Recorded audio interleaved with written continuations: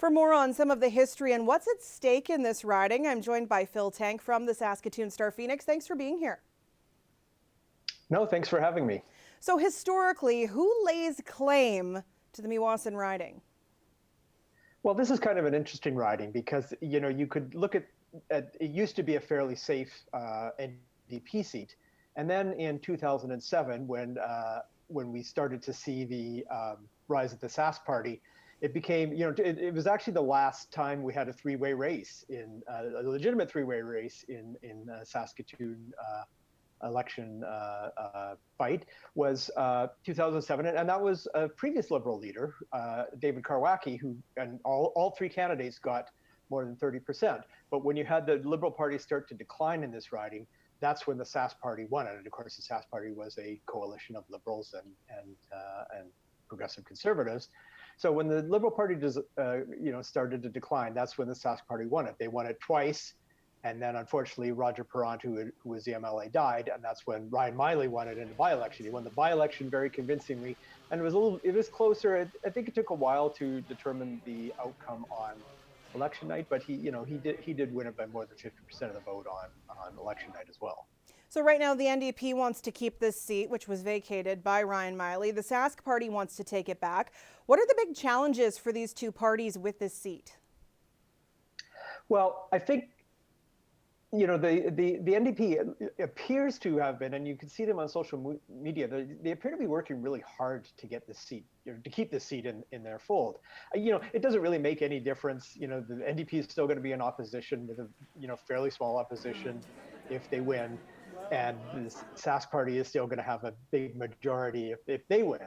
But it's kind of symbolic meaning, right? Like, when the Sask Party won Athabasca, which was considered a safe NDP seat early this year, that was certainly cause for the Sask Party to celebrate, say, look, we ran where we won where we never won before. And that sends this message. I believe the premier at the time said it was that they'd made the right move to remove COVID restrictions, and that was the message he got there. So it will be interesting if they lose this one, what the message he gives there, or if he wins it, or if the Sask Party wins it, what the message they take from that is. What role did Jeff Walters, the leader of the Saskatchewan Liberal Party, and Mark Friesen from the Buffalo Party play in all of this?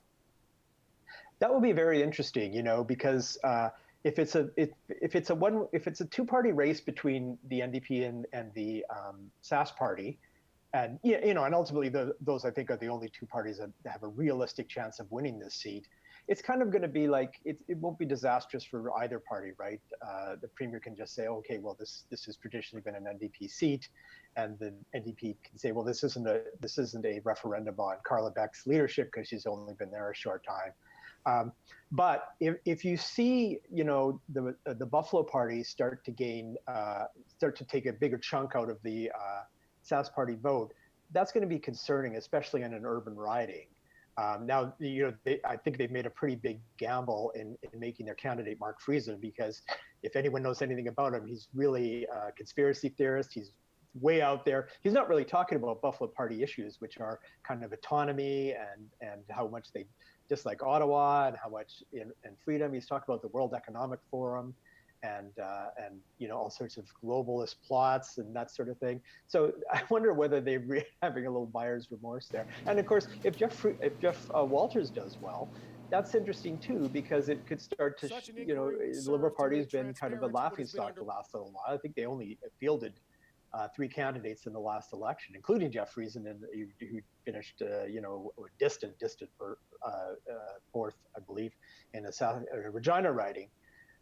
It can start to show that the Sask Party coalition that's been so successful for so long, and that we know has a shelf life in Canada, right? You eventually have trouble holding together the centrists and the right wingers in a party like this, and we've seen that at the federal level.